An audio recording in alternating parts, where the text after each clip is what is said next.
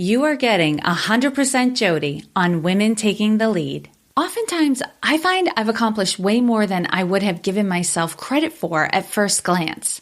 It's so easy to forget the small victories you've had along the way when you're focused on all the obstacles that still need to be faced to achieve the big goal. Hello, my name is Jodi Flynn and welcome to Women Taking the Lead, where we are all about creating blasts of inspiration to help you overcome self-doubt so you can lead with confidence, integrity, and a sense of humor.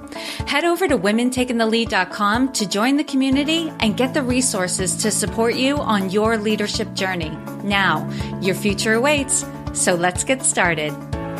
Hello, everyone, and thank you for joining me. I hope that as you're listening to this episode, you are in a good place physically, mentally, emotionally, and spiritually. I hope you're enjoying the season and surrounded with love. This time of year, there is a greater emphasis on having gratitude for what we have and to be kind to those around us. I'm going to encourage you to especially be kind to yourself. I know you are all working so hard to hit your goals, to take care of your families, and to honor your responsibilities. Just remember, you at your best can get all of that done more quickly and easily than the version of you that is overtired, feeling frazzled or unappreciated, or the you that is fighting off an illness. Those around you are happy when you're happy, so give them what they want. I also have some exciting news for the new year. Year after year, I and many of you experience the post-holidays fatigue. I've gotten the lowdown from many of you. You're so wiped out from all the activity that you limp into the new year and don't hit your groove until late January or even February. Let's change that this year. Starting on January 1st, I'm going to help you get re-energized within days.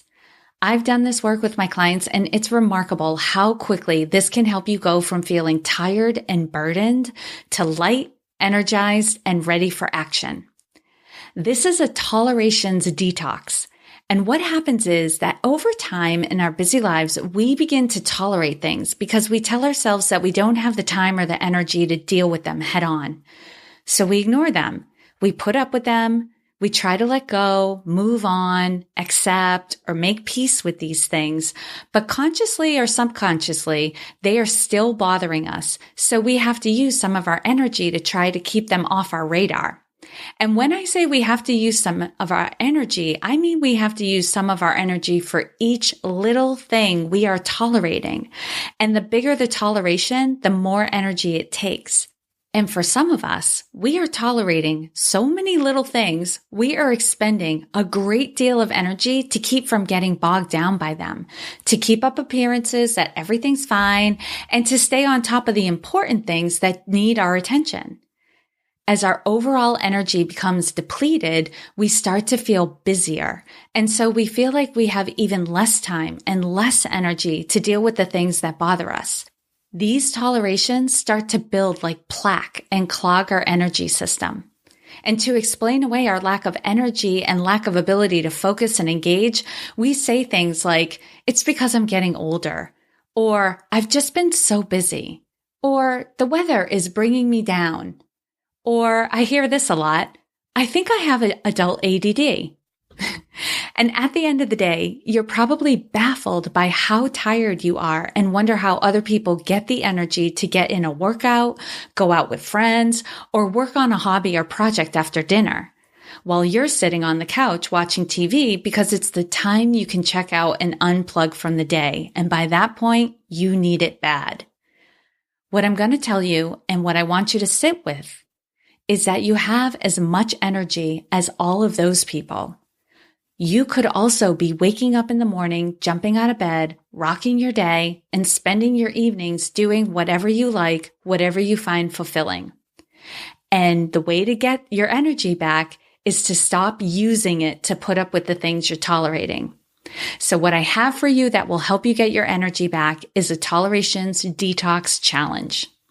This challenge will kick off on January 1st, and every other day for 10 days, I'm going to guide you through identifying all the little and big things you are tolerating in your life, Your home, your finances, your relationships, your work, and even your car or mode of transportation. Not all at once. We're going to do this little by little, and I'm going to share with you how to remove the tolerations in a way that feels good to you. I'm not going to ask you to do anything you're not ready to do. You'll do this process at your pace. You'll have a couple of days in between each challenge to remove a couple of tolerations, or more if you're motivated. Let me tell you, once you do a few, you're going to feel a difference and it's going to feel great. If you're interested in playing along with this challenge, go to womentakingthelead.com/tolerations. That's TOLERATIONS to register. Let's kick off the new year with a bang and with an abundance of good energy. Again, go to womentakingthelead.com/tolerations to sign up for the Tolerations Detox Challenge. Last week, I promised to take you through a goal-setting process I use for myself and my clients. Today, we're going to take the first step. Years ago, my coach and I were talking about my goals for the coming year. Before I got into the list I had created, she asked if I had captured all my accomplishments from the previous year. It gave me pause, and at first I resisted the notion. All I could think was, great, another task. It reminded me of preparing for my own performance reviews from back when I was in corporate, and that brought me no pleasure to think about that. It felt like I had to prove I had been productive and valuable in the past year, and that was a turnoff. Then she explained the reason she was asking. She said, oftentimes I find I've accomplished way more than I would have given myself credit for at first glance. It's so easy to forget the small victories you've had along the way when you're focused on all the obstacles that still need to be faced to achieve the big goal. She was right. When I started to create the list of things I had accomplished, I started with the obvious. That year, I had survived my second corporate acquisition with my sanity intact, for the most part. I became certified as a professional coach, started my business, took my first paying clients, and performed a comedy skit in front of 150 people and received a standing ovation. Then I started remembering the less obvious accomplishments. There was a relationship with one of my sisters that had previously been on life support that was transformed that year. I developed amazing connections with fellow coaches and business owners.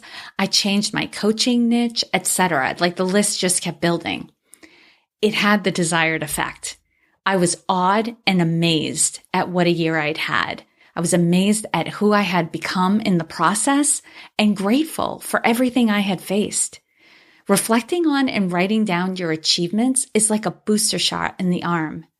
Giving yourself the credit you deserve increases your confidence, quiets the critical voice in your head, and energizes you to go after bigger goals. The first step to creating your goals for next year is to start with what you've achieved this past year. What worked for you? What went well? Even if it was unexpected, write it down. We are all capable of more than we give ourselves credit for. Celebrating and remembering all our victories, great and small, will get us that much closer to reaching our full potential. Do yourself a favor. Take the time to sit down and reflect on the most important thing in your life, you. And if you want to set yourself up for a great new year by playing along with the Tolerations Detox Challenge, go to womentakingthelead.com/tolerations to register. Again, womentakingthelead.com/tolerations. I would love to play along with you and help guide you through this process so that your new year is even more awesome than the previous year. As always, I hope this was of value to you, and here's to your success. Thank you all for joining me on Women Taking the Lead. And to strengthen you on your own leadership journey, I'd like to send you off with a quote from Marianne Williamson, so here goes. Our deepest fear is not that we are inadequate. Our deepest fear is that we are powerful beyond measure.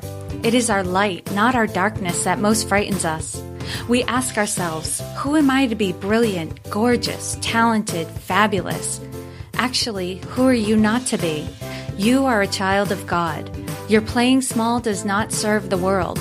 There is nothing enlightened about shrinking so that other people won't feel insecure around you. We are all meant to shine as children do.